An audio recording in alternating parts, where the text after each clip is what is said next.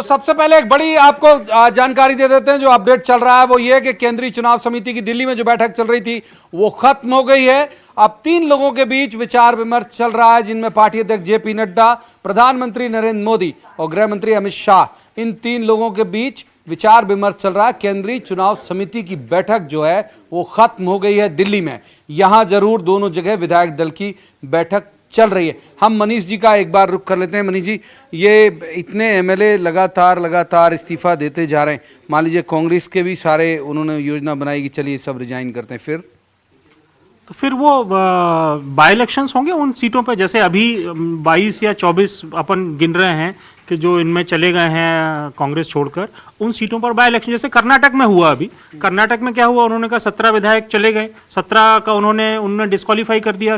जो उनके स्पीकर थे, वहां पर बाई इलेक्शन हुए। बाई इलेक्शन में वो जीत के आए, मेरे ख्याल से 17 में से 12 शायद जीत के आए थे, हाँ जो भी 12-15 जो भी जीते थे, तो उनकी सरकार बन गई। तो यहाँ पर भी अब बाई इलेक्शन की सूरत हाल दिख रहा है। अब यह है कि इन 2-2.5 दिनों में मुझे नहीं लगता अब जिन लोगों ने मन बना लिया हो इधर जाने का या उधर जाने का, उसमें अब कोई ज्यादा परिवर्तन आएगा और किसी की अंतरात्मा अब जागेगी, क्योंकि अंतरात्माएं तो जग चुकी हैं जिनकी जगनी थी। कई बार अंतरात्मा बैग और बैगेज को देख देख के भी जग जाती, वैसी गुंजाइश अब मुझे लगता है कि नहीं होगी। बीजेपी कांग्रेस दोनों को नहीं, कांग्रेस को होगी, बीजेपी को तो नहीं होगी। आगे पर्याप्त भाई, अब इनके पास बैगेज की व्यवस्था कहां से होगी? भाई, जब तक सरकार थी तब तक सरकार के साथ कई चीजें चलती हैं। जब सरकार से आप बाहर होते हो या सरकार से बाहर होने के मुहाने पर रहते हो तो स्थितियां बदल जाती हैं। जब किसी अफसर का रिटायरमेंट आता है, चाहे वो चीफ सेक्रेटरी हो, 1 महीने पहले से लोग उसको सलाम करना बंद कर देते हैं। तो यही स्थिति सरकार में होती है और सब जगह होती है। तो मुझे नहीं लगता कि अब जिस पावर जो पावर उनके पास आज से 3 दिन पहले था, या जिस डेडिकेशन या जिस कमिटमेंट के साथ वो लोगों से बात करके कुछ एश्योरेंस दे सकते थे, वो उसमें अब उतनी गंभीरता शायद नहीं रहेगी, या वो उनकी तरफ से गंभीरता रहे, लेने वालों में जो ग्राह्यता है वो कितना सीरियसली लेते हैं उसको, वो भी देखना पड़ेगा। अच्छा, हालांकि ये दिस इज टू अर्ली, लेकिन अगर पूछूं मैं आपसे कि ये क्या जिनको हटाएंगे उन्हें ही टिकट वहां से मिलेगा या वहां जो भाजपा पहले से खड़े होंगे वो सीट खाली करेंगे? जाहिर है, देखिए इसको लेकर प्रवीण जी बिल्कुल ये तय है कि अभी तो सबसे जो ये पूरा डेवलपमेंट हुआ है, इसमें सबसे बड़ा फायदा ज्योतिरादित्य सिंधिया जी का हुआ है। उनका लगातार उनकी उपेक्षा और जो अपमान जिसकी बात पंकज जी कर रहे हैं, ये सब हुआ है, तो वो उन्होंने अपने उसका बदला ले लिया। और ये बहुत बड़ा स्टेप है कि एक चुनी हुई सरकार उनके कारण गिर रही है। अब जहां तक उनके साथ जो लोग गए हैं, अब आप देखिए, कोई जहां से भी वो विधायक हैं तो वहां से जाहिर है उनके खिलाफ पिछला चुनाव बीजेपी का उम्मीदवार लड़ा होगा, और उसमें भी कई ऐसे होंगे कि 2-3 बार के विधायक होंगे, इस बार हार गए क्योंकि इस बार थोड़ा सा माहौल एंटी इनकम्बेंसी कुछ हद तक थी।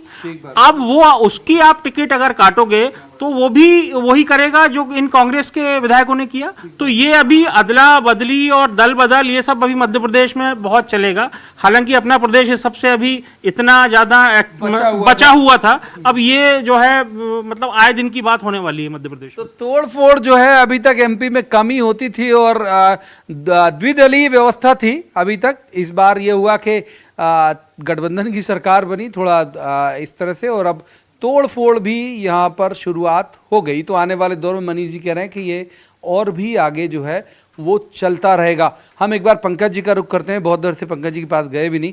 पंकज जी, ये अगर मान लीजिए 13 तक का वक्त है जो हम अपने सोर्सेज से चला रहे हैं, तो कुछ मन पलटने जैसा तो नहीं होगा कि इस बीच उन्होंने कहा चलिए पार्टी बनाते, उगता सूरज जो है धीरे धीरे चढ़ता है, चढ़ जाएगा टाइप? प्रवीण जी, एक बात बहुत स्पष्ट है कि सिंधिया जी ने कांग्रेस पार्टी की सदस्यता से और तमाम जिम्मेदारियों से त्यागपत्र दे दिया, और सिंधिया जी के साथ मध्य प्रदेश के 52 जिलों में तकरीबन मोटे तौर पर यदि अपन लगाएं तो हर जिले से करीब 100 पदाधिकारी छोटे बड़े पद के, जिन्होंने कांग्रेस की अपनी जिम्मेदारियों से त्यागपत्र दे दिया। और ये सब के सब निस्वार्थ भाव से सिंधिया जी के साथ हैं, और सिंधिया जी जो निर्णय लेते हैं, जहां जाने का राजनीतिक निर्णय लेते हैं, सब के सब उनके साथ हैं, क्योंकि ये पूरे लोग एक परिवार के भाव के साथ सिंधिया जी को अपना राजनीतिक और पारिवारिक संरक्षक मानते हैं और उनके संरक्षण, उनके नेतृत्व में काम करना चाहते हैं। अब जहाँ सिंधिया जी जाएँ वहाँ जाने को तैयार हैं। तो मुझे नहीं लगता कि जिस प्रकार की स्थितियाँ दिख रही, क्योंकि आप भी प्रवीण जी बखूबी सिंधिया जी को जानते हैं, वो अमूमन कन्फ्रंटेशन करने वाले राजनेता नहीं कि कभी भी इस प्रकार के आक्रामक तेवर अपनाकर या आमने सामने आकर और इस लेवल का निर्णय लेकर राजनीति नहीं करते। दिनेश जी भी इस बात से एग्री करेंगे, मनीष जी भी, क्योंकि आप तीनों लोग ऐसे हैं जिनका सिंधिया जी से सीधा संवाद है। पर जब स्थिति यहाँ तक आ गई कि कांग्रेस पार्टी छोड़कर उनकी प्रधानमंत्री मोदी जी से मुलाकात होती है, तमाम प्रकार की बातें और जब चलती हैं, तो मुझे नहीं लगता कि अब वापसी का कोई मार्ग कहीं कोई शेष बचा है, क्योंकि रास्ता अब इतना तय किया जा चुका है कि वापसी सहज, सरल और संभव नहीं नजर आती। तो मैं इतना आगे जा चुका हूं कि अब मतलब अब वापसी संभव नहीं है, अब और आगे चलते जाना है, और कितना उनका मार्ग प्रशस्त होगा सवाल केवल इसी का है, और इसी पर सबकी नज़रें भी रहेंगी। हम दिनेश जी का रुख कर लेते हैं एक बार। दिनेश जी, इस 3 दिन का जो वक्त है, मतलब अब ये लग रहा है कि शायद हो सकता है फ्लो टेस्ट की आजकल में नौबत नहीं आए, मनीष जी भी कह रहे हैं कि भी थोड़ा अभी उसमें हो सकता है वक्त लगेगा, और खींचतान और कोई संभावनाएं, हम तमाम संभावनाओं पे न्यूज़ रूम में ही बात कर लेते हैं, कम से कम दर्शक भी इस बात को लेके मानस बना के रखेंगे कि ये भी हो सकता है। नहीं, बहुत सारे अभी जो है संभावनाएं हैं। कमलनाथ जी मुख्यमंत्री हैं तो वो ये कोशिश कर ही रहे होंगे कि हमको कुछ विधायक, जो सिंधिया के कुछ विधायक हैं, उनको कैसे वापस लाया जाए। अभी भी आप देखिए कि जो भारतीय जनता पार्टी की स्ट्रेटजी है कि वो इस्तीफे लेकर आए हैं। अभी तक जो विधायक हैं जो बेंगलुरु में बैठे हैं, बीजेपी का हम अपने दर्शकों को दिखा दें। बीजेपी शरद के पास चलेंगे। आप देख रहे होंगे अपनी स्क्रीन पर शिवराज सिंह चौहान है, वीडी शर्मा है, कैलाश विजयवर्गीय, नरोत्तम मिश्रा भी हैं, यानी विधायक दल की जो बैठक है वो शायद ओवर हो गई। सुहास भगत भी दिख रहे हैं इसमें, गोपाल भार्गव भी स्क्रीन पर दिख रहे हैं। ये स्वागत के दौर चल रहे हैं एक दूसरे को बुके देने का। शरद, यदि आप सुन पा रहे हो, बहुत शोर में नहीं हो तो बताएं, ये बैठक खत्म होने के बाद का विजुअल है या बैठक शुरू हो रही? शरद भैया, अभी तो भैया आप सबका धन्यवाद, मीडिया के मित्रों का धन्यवाद। कृपया थैंक यू।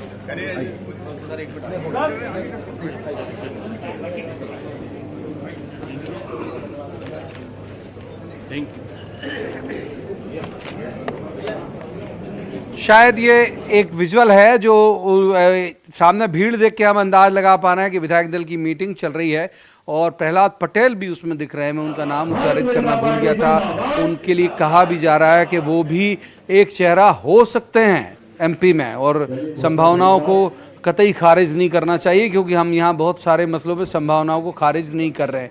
तो बीजेपी की बैठक चल रही है और कुछ अपडेट आएगा, शरद अगर लेके आते हैं तो हम आपको बताएंगे।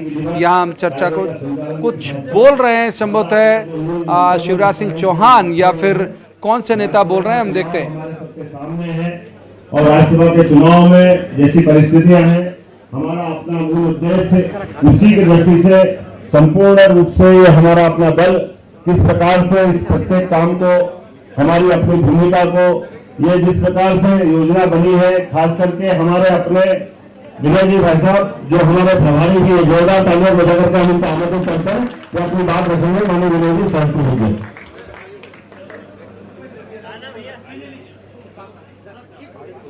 तो चलिए, आमतौर पर बीजेपी की बैठक में इस तरह से मीडिया की एंट्री नहीं होती। आज उन्होंने तय करके रखा था अपर हैंड है बीजेपी, तो उन्होंने मीडिया को भी अलाउ किया हुआ है। और ये तस्वीरें आप देख रहे थे कि ये विधायक दल की बैठक के बाद की तस्वीरें। सुहास भगत जो हैं वो भी वहाँ मौजूद हैं, जो इंचार्ज जनरल सेक्रेटरी हैं बीजेपी के, वो भी वहाँ मौजूद हैं। और तमाम मीडिया इस बात को लेकर उत्साहित भी है कि कुछ क्लू मिलेगा। क्लू जो मिलना था वो मिल गया, अब तो सब उसे क्लू का विस्तारण है। जी दिनेश जी, आपकी बात अधूरी रह गई थी। जो बता रहा था कि जो कांग्रेस के विधायक हैं, जो सिंधिया समर्थक हैं, उनके इस्तीफे अभी भारतीय जनता पार्टी के नेताओं ने दिए हैं। वो फिजिकली अभी भोपाल नहीं आए, और जो है कांग्रेस ये चांस लेना चाहेगी, कमलनाथ जी का जिस तरह का मैनेजमेंट है, कि वो विधायकों से कोई संवाद करें। अभी तक उनका कोई संवाद उनसे हुआ नहीं है, और उस संवाद के लिए या तो कोई उनका दूत वहाँ जाए या वो लोग यहाँ आए, तो फिर वो बातचीत कर सकते हैं। तो जो है एक जो चांस है वो केवल ये है कि यदि 1-2 विधायक भी आप उनको वापस ले आते हैं अपने साथ, तो बहुत बड़ी सफलता हो सकती है। लेकिन ये जो जिस तरह के चेहरे हैं सिंधिया जी के साथ, आप ये देखिए बिल्कुल कमिटेड हैं, वो चिंता नहीं करते। हाँ, मतलब जिस तरह आत्मघाती दस्ता होता है ना कि हमारी जान चली जाए और कुछ नहीं होगा। उसी तरह के लोग हैं। आप तो मतलब देखिए, सार्वजनिक स्थान पे पैर छूना या जिस तरह की डिमांड करना और दम से दम दोस्त के साथ हाँ, दम के साथ गर्व करना से को हम चमचे से और बका कुछ लोगों हाँ, ने, और सिंधिया जी भी उनका ख्याल वो उतना ही रखते हैं, मतलब उनके लिए वो लड़ जाते हैं। आप उनकी सिंधिया जी के जो बिल्कुल कट्टर समर्थक है, उनकी टिकट कोई आसानी से नहीं काट सकता, क्योंकि उनको आता है कि वो किस तरह से करना है, और वो अपने जो भी उनका कैंडिडेट होता है उसके लिए डिवोशन के साथ वो कैंपेन भी करते हैं। तो ये जो रिलेशन है उनका, वो निश्चित तौर पे वो काम कर रहा है यहाँ। यदि एक दो लोगों का, जैसे हम देख रहे थे, कुछ चर्चा हो रही थी कि फोटो में मुंह लटके हुए लग रहे हैं, तो वो जो है एक उम्मीद कर रहे हैं कि शायद कुछ हो जाए। लेकिन अभी तक की हमको जो कांग्रेस की गतिविधियां हैं वो अब इस डायरेक्शन में जाती हुई नहीं दिख रही हैं। आप देखिए, जो सबसे ज़्यादा वक्तव्य दे रहे थे, बयान दे रहे थे श्री दिग्विजय सिंह जी, वो एकदम बंद है। वो सुबह के बाद से उन्होंने कोई रिएक्शन नहीं दिया। उन्होंने कुछ सवाल पूछे थे कि बेंगलोर ही क्यों, बहुत सारी जो इस तरह की चीज़ें थी, क्योंकि अब उनको जब सिंधिया जी जो है प्रधानमंत्री से मिल लिए, अमित शाह से मिल लिए, और ये तय हो गया कि उन्होंने कांग्रेस छोड़ दी, और इसके कारण एक जब भी कभी कोई बड़ा वृक्ष गिरता है तो इस तरह की चीज़ें होती हैं। अब सिंधिया जी इतना बड़ा कद है कि वो उनको मालूम था कि कांग्रेस की सरकार पे ये इफेक्ट होगा। मैं आपको तो एक आऊंगा दिनेश जी, वक्त एक ब्रेक का है। हालांकि जो दिनेश जी जिस बात को कह रहे थे उसी के साथ हम चलेंगे ब्रेक तक।